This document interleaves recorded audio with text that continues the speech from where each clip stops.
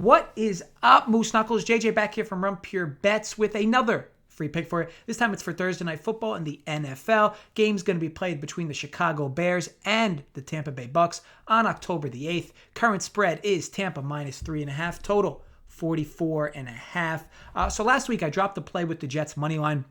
Really liked them in that spot. But the game did take at least a minor turn when Darnold hurt his shoulder, forcing him to leave for a bit. By the time he came back in, their lead was already gone. He really shouldn't even have been allowed back in. And no more confirmation of this than him now being ruled out for this week against the Cardinals for that same shoulder injury. First losing vid in a few weeks for these Thursday Night Football vids, so look to bounce back here. Now, on a bright note, both Prize Picks plays cashed easily. Darnold and Gordon going over their numbers comfortably. I'll talk more on who I like for Prize Picks for this game later on in the vid. Now, last week's free t-shirt giveaway had no winners for the first time this year, with no one going 4-0 in the comments. This will be a weekly thing, folks, so look, let's do it again. Post any 4 games against the spread in the comments below. Go 4-0 and we will send you a free Run Pure Bets t-shirt. You know how I know I'm getting old? Like, I got a hernia last week from taking a shit too hard on the stool. It was a rough episode after what I thought was a mild veggie burger. Clearly the burger glued my shit together into a 2x4. Pushing this log out was an all hands on deck matter. Basically when this happens, I grab a tight hold of my ankles, throw the rosary beads around my neck, and recite the Lord's Prayer. By the way, grabbing your ankles while on the stool is a true veteran move. The added trajectory creates a launch angle perfectly suited for most stools. I've even tried this in Porta-Johns with the same success rate. Anyway, I've had a hernia for the past few days, self-diagnosed of course, but it keeps me from doing the manly shit in the house. Now my wife gets her boyfriend to handle that stuff for me. I feel so blessed. So speaking of old age, the Bears and the Bucs here, Nick Foles, Tom Brady, 2 ageless wonders. QBs all too familiar though with one another from that epic Super Bowl years back. Big Dick Nick, Big Balls Brady. Pornos will be named after these two one day. The most interesting piece, though, to this game is going to be the injury concerns on the Bucs end, specifically on their offense. Losing O.J. Howard to the IR, Evans, Godwin, Miller, Watson, Gronkowski, Fournette, McCoy, all limited practice this week. So I believe McCoy's already ruled out, Justin Watson's already ruled out, and Chris Godwin's already ruled out, along with LaShawn McCoy. The others, I believe, all will play, but again, they are a bit hindered. Now, they're not as hurt on the defensive end, with only Pierre-Paul and Golston riding a questionable tag, with Golston practicing in full on Tuesday. Now, many of these guys could, of course, play, but what if even the people who are supposed to don't? Major offensive overhaul needed for the Bucs in their passing game. The Bears have some injury concerns themselves, but not near as many issues as the Bucs do. I think that's why you've been seeing this line slowly drop. Now, many thought the Bears offense would show new life with Nick Foles, but this wasn't the case in his first start. One thing of note is that Foles is not afraid to air the ball downfield, and the Bucs were caught napping twice last week for deep balls versus Herbert. The Bucs will have to be more disciplined this time around. I actually have this game.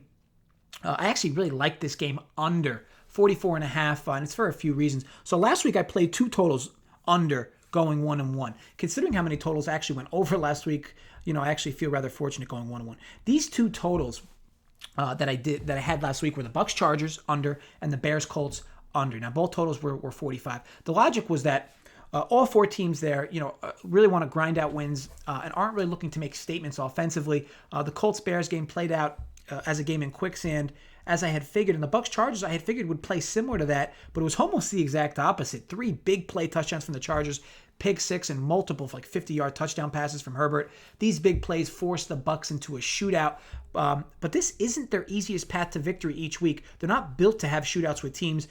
This team wants to play in the high teens, low 20s with a very good defense. A pick 6 from Brady and a few of those bombs forced or threw low scoring out the window for the Bucs. Here's something in their last game. Here's something interesting. The Bears are one of the worst first half teams in the NFL in terms of scoring. Now this is tough to properly quantify since Trubisky, was their quarterback, but Foles had similar struggles now in his first start. The Bears have averaged only 9 points per game in the first half. It's 4th worst in the league. Only ahead of the Jets, Redskins, and Giants. This team just starts slow. Tampa's 8th in first half scoring, but again, how do we properly weigh this with all the injuries in question? Both teams very good defensively in terms of yardage per play, both rank in the top 7. Yardage allowed per play, both rank in the top 7 of the NFL. Both teams are above league average in terms of time of possession. and both are slow in terms of plays per game. While the Bears do rank 10th at the moment in plays per game, this is padded by a 43-play second half in the Atlanta game where Foles brought them back late in the fourth quarter.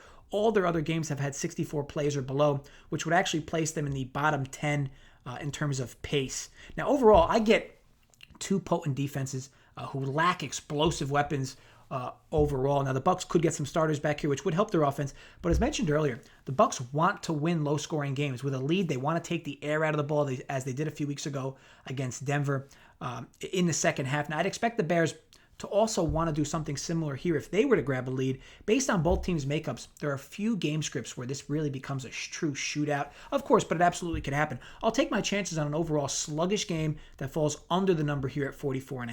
Okay, so some props I like. Now, this is an ugly game with all the injuries, but here's what I know.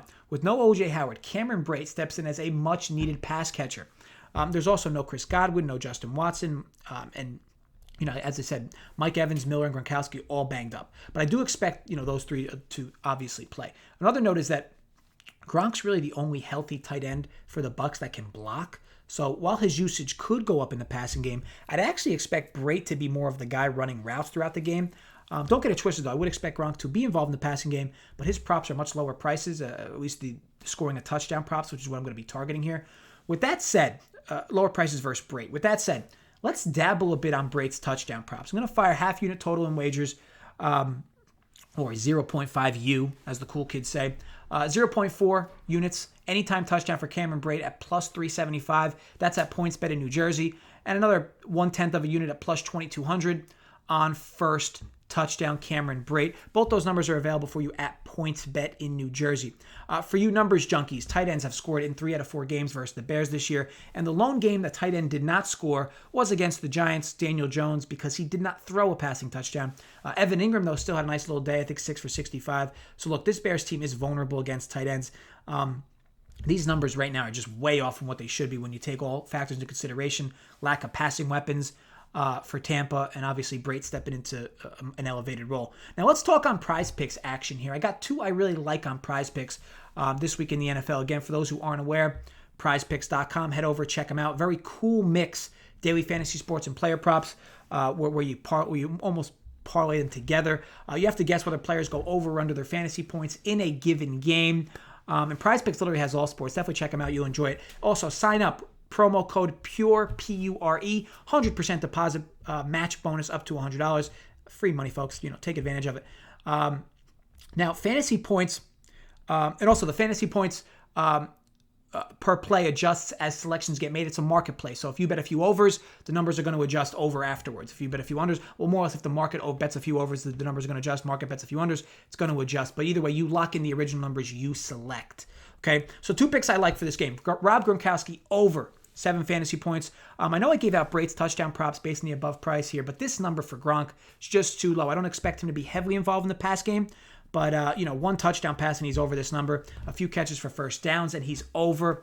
Pass catchers, again, as noted, are missing in this offense. While I expect Gronk to do plenty of blocking, it is not crazy at all to think he gets like a 4 for 40 stat line. Happy to jump on the over there. Now, also, the other play I like is Jimmy Graham over 7 fantasy points. Is it a coincidence that Nick Foles takes over this team and Jimmy Graham has his best 2 receiving outputs of the season?